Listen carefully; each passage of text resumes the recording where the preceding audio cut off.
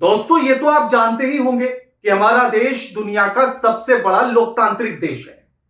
लेकिन अगर हमारे ही देश में सुप्रीम कोर्ट को यह कहना पड़ जाए कि हमारे गणतंत्र के 75 साल पूरे होने के बाद भी हम अपने मूल सिद्धांतों पर बेहद कमजोर हैं, तो देश किस स्थिति में है और कहां खड़ा है, यह आप अच्छे से समझ सकते हैं। उधर अमेरिका में डोनाल्ड ट्रंप ने प्रधानमंत्री मोदी के खिलाफ एक और कदम चल दिया है। उधर अमेरिका में क्या हो रहा है और भारत में क्या हो रहा है।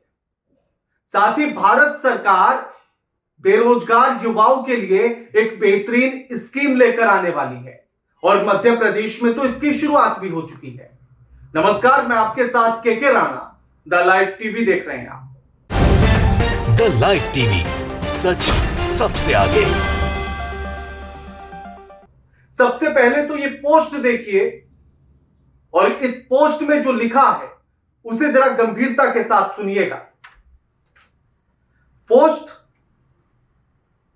लिव लॉ के द्वारा है और उसने लिखा है कि हमारे गणतंत्र के 75 साल पूरे होने पर भी हम अपने मूल सिद्धांतों पर इतने कमजोर नहीं हो सकते कि किसी कविता या किसी तरह की कला मनोरंजन जैसे कि स्टैंड अप कॉमेडी के मात्र पढ़ने या करने से विभिन्न समुदायों के बीच दुश्मनी या घृणा पैदा होने का आरोप लगाया जा सकता हो।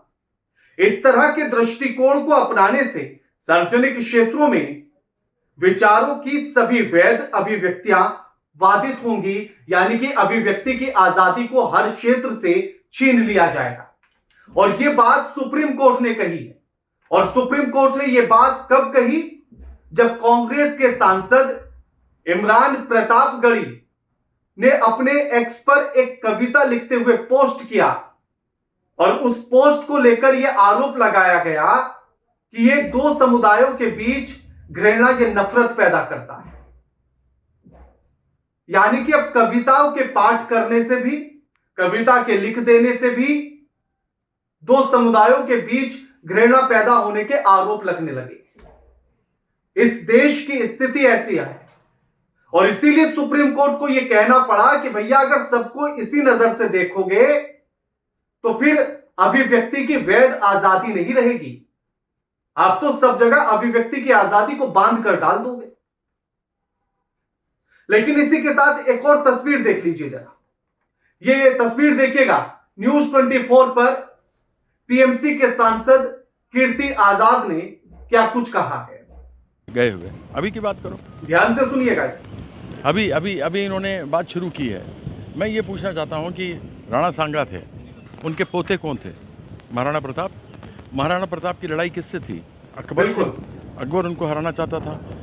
किसने अकबर का साथ दे करके महाराणा प्रताप के खिलाफ लड़ाई लड़ी थी? मान सिंह। मान सिंह के वंशज आज डिप्टी सीएम है राजस्थान के अंदर। किसके? भारतीय जनता पार्टी के। तो अब आपने सुना कीर्ति आजाद ने क्या कहा। कीर्ति आजाद कह रहे हैं कि अकबर को लेकर सवाल है, औरंगजेब को लेकर सवाल है, लेकिन उनका साथ देने वालों पर सवाल क्यों नहीं है? अगर अकबर बुरा था तो उसका साथ देने वाला कौन था? मान सिंह। और मान सिंह के वंशज को राजस्थान की विधानसभा में उप मुख्यमंत्री बनाकर बैठा दिया गया। और साथ ही वो इसके आगे क्या कहते हैं वो भी सुनिए। इतिहास में घुसकर वर्तमान में लोगों को उसके लिए दोषित करना ये कितना सही है? एग्जैक्टली, इसीलिए तो मैं कह रहा हूँ, अगर क्योंकि यही बात सब उठा रहे हैं तो मैं इसका जवाब दे रहा हूँ। अन्यथा तो बात ये बतानी चाहिए ना कि 105 करोड़ लोग गरीबी रेखा के नीचे थे। ये तो सरकार मानती है। कांग्रेस के समय 60 करोड़ थे। जब पत्रकार उनसे सवाल पूछता है तो कीर्ति आजाद फिर से क्लियर करते हैं और कहते हैं कि इसीलिए हम कह रहे हैं कि भैया इतिहास के पन्नों को पलटने से कुछ नहीं मिलेगा। भविष्य देखो, वर्तमान में क्या हो रहा है, भविष्य में क्या करना है, उस पर ध्यान दो। लेकिन इतिहास के पन्ने पलटोगे, सवाल उठाओगे तो फिर सवाल ये भी उठेंगे। ये सीधी सी बात कीर्ति आजाद ने कही है। अब इसी के साथ आप एक और जरा तस्वीर देखिएगा। ये एक्स पर पोस्ट किया है अशरफ हुसैन ने और इसी के साथ उन्होंने खबर ली है इंडिया टीवी की। बीजेपी और बीजेपी के भक्त जो दिन रात ईद को लेकर चिल्ला रहे हैं, नमाज को लेकर चिल्ला रहे हैं, तरह तरह की बातें चल रही हैं। उसी में जरा इस खबर को भी देखिएगा। अमेरिका के राष्ट्रपति डोनाल्ड ट्रंप व्हाइट हाउस में अमेरिकी मुसलमानों से मिलते हैं, उनके साथ इफ्तार पार्टी करते हैं, और उसके बाद जो वो कहते हैं वो और भी बड़ा बयान है उनका। वो कहते हैं कि अमेरिकी मुसलमानों ने नवंबर 2024 में राष्ट्रपति चुनाव के समय पर जो समर्थन उनको दिया वो उनके लिए अविश्वसनीय था, यानी कि इस बात की उन्हें उम्मीद भी नहीं थी कि इतना समर्थन उन्हें मिलेगा। और उसके बाद वो मुस्लिम समुदाय के रीति रिवाजों को, उनके त्योहारों का सम्मान करने की बात कहते हैं, और साथ ही वो पवित्र रमजान के महीने में मुसलमानों की जो हिम्मत है उसकी सराहना भी करते हैं। और उसी की यह तस्वीर है। अब सोचिएगा कि अमेरिका में डोनाल्ड ट्रंप मुसलमानों का सम्मान कर रहे हैं, उनके साथ इफ्तार पार्टी कर रहे हैं, उनके रमजान महीने को लेकर तारीफ कर रहे हैं, मुसलमानों की सराहना कर रहे हैं, उनके समर्पण की सराहना कर रहे हैं। और इधर क्या हो रहा है भारत में, तो जरा भारत की तस्वीर भी देख लीजिए। अशरफ हुसैन ही दूसरा ट्वीट करते हैं और उसमें वो कहते हैं कि मेरठ की 2 तस्वीरें देखिए, जिनमें से एक तस्वीर पर तो पिछले कई दिनों से हंगामा मचा हुआ है, और यह तस्वीर ये वाली है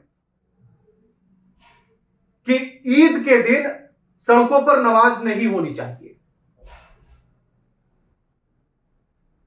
अब ये देखिएगा आप इस तस्वीर को जरा, इसमें जो 2 तस्वीरें हैं कि एक तरफ तो सरकार के द्वारा यह ऐलान किया जा रहा है कि अगर सड़कों पर, प्रशासन के द्वारा, कि अगर सड़कों पर ईद के दिन नमाज की गई तो आपका लाइसेंस रद्द किया जा सकता है। और दूसरी तरफ यह अगस्त के महीने की खबर है अमर उजाला की, जिसमें कांवड़ियों के ऊपर पुष्प वर्षा की खबर छपी है, जिसमें डीएम एसएसपी हेलीकॉप्टर से पुष्प वर्षा करा रहे हैं और सीएम योगी के नाम के नारे लगवाए जा रहे हैं। यानी कि इधर वालों का त्योहार है तो पुष्प वर्षा होगी, और दूसरे समुदाय का त्योहार है तो लाइसेंस भी रद्द किया जा सकता है।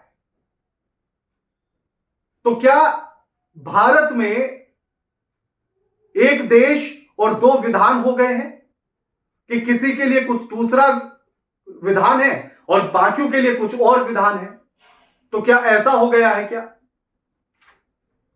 और इसी में एक और तस्वीर देखिएगा, क्योंकि बात तो सिर्फ यही नहीं रुकती है। यह देखिएगा, जूनियर मिरर की यह खबर है और इसमें लिखा है कि रोशन अली शाह बाबा की मजार पर प्रशासन ने चलाया बुलडोजर, बोले कि यह सिंचाई विभाग की जमीन है। बहुत अच्छे। अब आप ये बात जरा बताइए कि ये जो रोशन अली शाह बाबा की मजार है, ये कल परसों या एक आध महीना पहले तो बनी नहीं होगी। अब इतने सालों में जाकर सरकार को अब 2025 में ये याद आ रहा है कि नहीं नहीं, ये तो मजार गलत बनी है, ये तो सिंचाई विभाग की जगह है। अरे वाह, ऐसा नहीं लगा कि कुछ जल्दी जाग गए? देर आए दुरुस्त आए, ये कहें इस बात पर कि सालों से किसी को नहीं पता, सब यहां आकर मत्था टेक रहे हैं, लेकिन अचानक से सिंचाई विभाग को और प्रशासन को पता लगा कि यह जमीन तो सिंचाई विभाग की है। अब इसमें एक और अगली आप खबर सुन लीजिए जरा, ये वाली तस्वीर देखिएगा। एक खबर बीच में चली थी, आपको याद होगा कि साइबर ठग से ही कानपुर के एक लड़के ने पैसे ठग लिए थे, उसका ऑडियो भी वायरल हुआ था। भूपेंद्र नाम का ये युवक, और इसको सम्मानित किया है डीजीपी साहब ने। यानी कि अब कमाल ही चल रहा है इस देश में। अब सम्मान किनका किया जा रहा है? जो ठगी कर रहे हैं। और इसको सम्मान किस बात पर दिया गया, इस तर्क को जरा समझिए। ठगों को ठग लिया इसलिए या ठग लिया इसलिए? अब चाहे ठगों को ठगा हो या ठग लिया हो, बात तो एक ही हुई ना।